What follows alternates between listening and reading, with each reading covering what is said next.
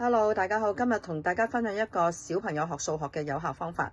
我自己獨創呢個方法叫做餅乾數學法，係點樣做呢？就係攞屋企一啲好細粒嘅餅啦，或者一啲動物型嘅餅乾，小朋友中意食又健康嘅，咁細細粒，咁就唔會容易啃親。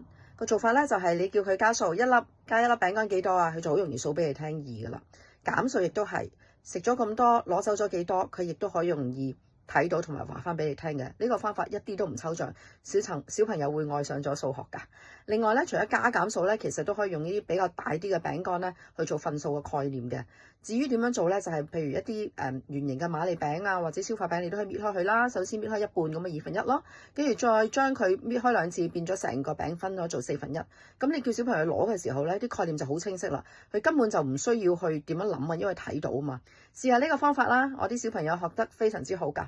20幾年前佢哋已經用呢個方法，數學成績都非常之優秀。